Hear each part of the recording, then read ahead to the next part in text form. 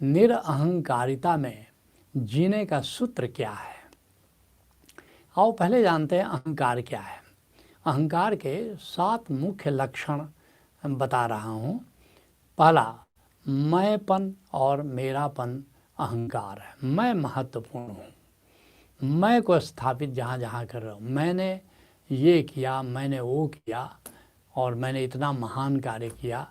जहाँ जहाँ मैं, बोलने में ज़रा ध्यान देना, कितनी बार मैं का प्रयोग कर रहे हो। जितनी बार मैं का प्रयोग कर रहे हो उतना प्रगाढ़ अहंकार है।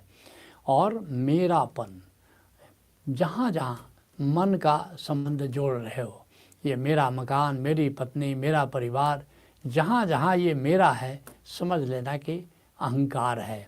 तो मैंपन और मेरापन ये अहंकार के मुख्य लक्षण है, जिसके लिए पलटू साहब कहते हैं हमता ममता को दूर करे यही तो मुख्य जंजाल है जी। हमता क्या हुआ? मैंपन। ममता क्या हुआ? मेरापन। यही जंजाल है। इस जंजाल से मुक्त होना बहुत ज़रूरी है, तुम अहंकार से मुक्त हो जाओगे। दूसरा जो लक्षण है, कामनाग्रस्त चेतना अहंकार है।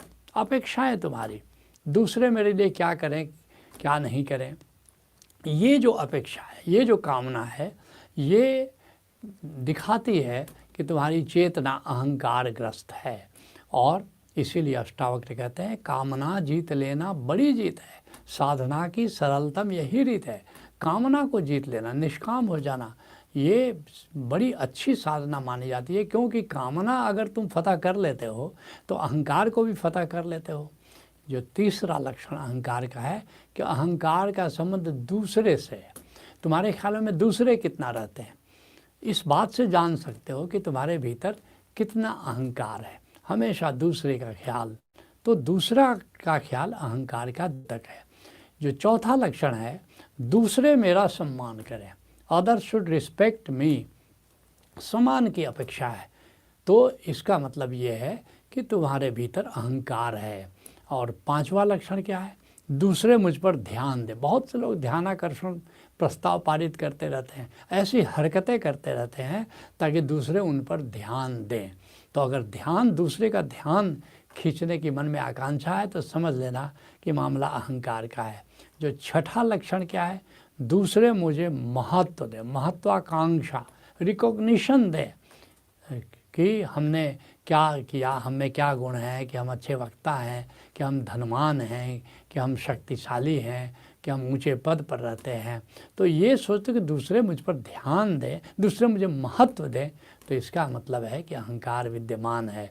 और सातवां जो मुख्य लक्षण है कि दूसरे मेरी प्रशंसा करें। वीणा की तान और अपनी तारीफ कहते हैं किसको अच्छी नहीं लगती, दूसरे प्रशंसा करें हमारी। तो ये जो प्रशंसा की आतुरता है, समझ लेना कि ये अहंकार है। तो अब जानते हैं कि अहंकार की मुख्य प्रकृति क्या है और उसकी पहचान क्या है। तो इसको हम भूत प्रकृति भी कहते हैं, घोस्ट नेचर भी कहते हैं। तो ये 2 मुख्य प्रकार का है। भगवान कृष्ण गीता में कहते हैं कि 2 प्रकार की अहंकार की प्रवृत्ति होती है। कैसा होती है? कि रजोगुणी, और दूसरा प्रकार का है तमोगुणी। रजोगुणी क्या है? ये कर्मठ होता है ये व्यक्ति। अब तमोगुणी क्या होता है? ये थोड़ा आलसी होता है। तो रजोगुणी कौन है? एक तो कर्मठता से पहचान सकते हो, और तमोगुणी कौन है ये भी देख सकते हो। लेकिन ये सूक्ष्म है मामला, ये पहचाना ज़रा कठिन है। लेकिन तुमको ऐसी पहचान बताते हैं जो तुम आसानी से पहचान सकते हो, अपने को भी, अपने आसपास के लोगों को भी, और ख़ास करके जब ध्यान समाधि में, और वह भी आनंद प्रज्ञा में, जब सम्यक जागृति का सत्र आता है, तो इसमें तुम्हारे अहंकार को, तुम्हारी प्रकृति को, भूत प्रकृति की हम चर्चा करते हैं डिटेल में, हमारे आचार्य उसको बताते हैं। तो पहला है जो रजोगुणी है, वो मैं सही हूँ, आई एम राइट। जैसे जैसे समय बीतता है वो डेवलप होता जाता है। जैसे बच्चे पैदा जब होते हैं तो इनका 2 प्रकार की उनकी भूत प्रकृति ही होती है, रजोगुणी या तमोगुणी होती है। लेकिन और उसका जो बेसिस है, आधार है, वो है मैं सही हूँ। और दूसरा जो ग्रुप है तमोगुणी, वो कहता है तुम गलत हो। फिर जब मैं सही हूँ और आगे डेवलप करता है तो आई विल पॉसेस, मैं धन संग्रह करूँगा। और आगे बढ़ता है आई विल डोमिनेट, मैं तुम पर हावी होऊंगा। और आगे बढ़ता है तो कहता मैं न्याय संगत हूँ, मैं सिद्ध कर दूंगा कि कैसे मैं सही हूँ। ऐसे ही जब तमोगुणी वाला, जब तुम गलत हो, जब ये डेवलप करता है तो कैसे करता है, तुम गलत हो, फिर क्या आगे बढ़ता है, यू कैनॉट पोसेस, तुमको हम धन संग्रह नहीं करने देंगे, हम तो डूबेंगे सनम, तुमको भी ले डूबेंगे। तो ये और आगे बढ़ेगा, यू कैनॉट डोमिनेट, तुम मुझ पर हावी नहीं हो सकते, और आगे बढ़ेगा तो यू आर नॉट जस्टिफाइड, तुम न्याय संगत नहीं हो, मैं सिद्ध कर दूंगा कि कैसे तुम गलत हो। तो ये जो दो मुख्य प्रकार के हैं, और आश्चर्य की बात है कि ये जो भूत प्रकृति है इसका विश्लेषण 70 के दशक में आज के विश्व ने जाना, लेकिन इसको 5000 साल पहले भगवान कृष्ण ने गीता में इस बात को बताया था।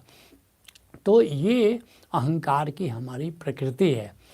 अब जानते हैं कि निरहंकारिता क्या है। अहंकार को हमने जाना अभी तक, अब जानते हैं निरहंकारिता क्या है।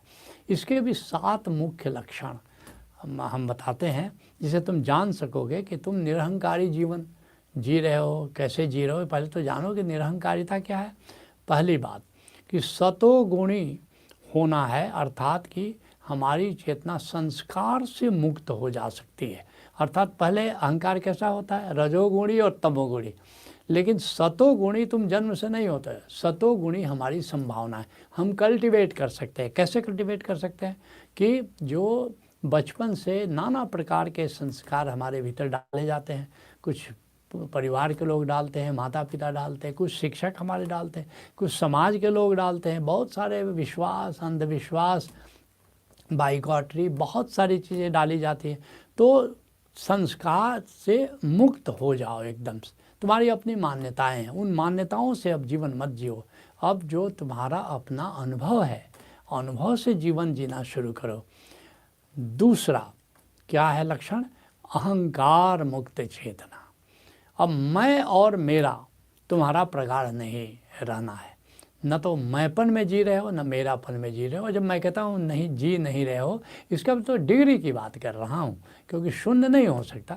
10% मैंपन है तो ठीक है, 10% मेरापन है तो ठीक है, 90% मैं और मैंपन से मुक्त होकर के जियो। क्योंकि हर बात में याद रखना, हमको एक्सट्रीम पर नहीं जाना है, हमको सम्यक रहना है। तो दूसरा जो लक्षण है निरहंकारिता का, अहंकार मुक्त चेतना है, अर्थात मैं और मेरापन से मुक्त चेतना है। जो तीसरा लक्षण निरहंकारिता का है, दूसरे से मुक्त चेतना। दूसरे की निंदा, दूसरे की चर्चा, पर निंदा पर चर्चा नहीं। अब ये नहीं, निरहंकारी व्यक्ति ऐसा नहीं करेगा, जिसके लिए गौतम बुद्ध कहते हैं न परेशम विलोमानी, दूसरे का दोष मत देखो, न परेशम कथा कथम, दूसरे का कृत्य और अकृत्य मत देखो कि दूसरे को क्या करना चाहिए क्या नहीं करना चाहिए। अपन अतनो व अवेख्यो कतानी अकतानी चा, तुम अपना ही कृत्य देखो और अकृत्य देखो कि हमें अंडर द सर्कमस्टांसेस, वर्तमान परिस्थिति में हमें क्या करना चाहिए क्या नहीं करना चाहिए, इस पर ज़्यादा ध्यान दो। जो चौथा निरहंकारिता का चौथा जो मुख्य लक्षण है वह है निष्काम चेतना। अब दूसरे से अपेक्षा ज़्यादा मत करो, तुम अपनी इच्छा की पूर्ति के लिए स्वयं पुरुषार्थ करो। दूसरा कोई सहयोग देता है ठीक, धन्यवाद, नहीं देता है धन्यवाद। तो ये निष्काम चेतना तुम्हारी होनी चाहिए। जो पांचवा मुख्य लक्षण है निरहंकारिता, वो है विकार मुक्त चेतना। काम, क्या विकार है, 6 मुख्य विकार है, काम, क्रोध, लोभ, मोह, ईर्ष्या, द्वेष। तुम स्वयं देख लो कितना कामग्रस्त हो तुम, कितनी कामनाएं हैं, क्रोध है, लोभ है, मोह है, ईर्ष्या है, द्वेष है। ये सब अहंकार के चोचले हैं, ये सब अहंकारिता के लक्षण है। तो इनसे जितना मुक्त रहोगे उतना ही तुम निरहंकारिता में रहोगे। और फिर छठा जो मुख्य लक्षण निरहंकारिता का है वो है निराकार या आत्मा के तल पर जीने वाली चेतना। अर्थात आत्मस्मरण में जियो, साक्षी होकर के जियो, आत्मा का ख्याल ज़्यादा रहे। तो जितना निराकार का ख्याल रहेगा उतना ही तुम आकार से दूर होते चले जाओगे, निरहंकारी होते चले जाओगे। और जो 7वां मुख्य लक्षण है निरहंकारिता का, ब्रह्म भाव में जीने वाली चेतना। ब्रह्म के स्मरण में जियो, ब्रह्म के सुमिरन में जियो, ब्रह्म के ख्याल में जियो। और ये निरहंकारिता के 7 मुख्य लक्षण है। अब तुम्हारे मुख्य प्रश्न पर आते हैं कि निरहंकारी जीवन कैसे जिए, निरहंकारिता में जीने का सूत्र क्या है। तो ये 5 मुख्य उपाय मैं तुमको बताना चाहूँगा कि क्या क्या उपाय है। पहला उपाय है निष्कामना में जियो।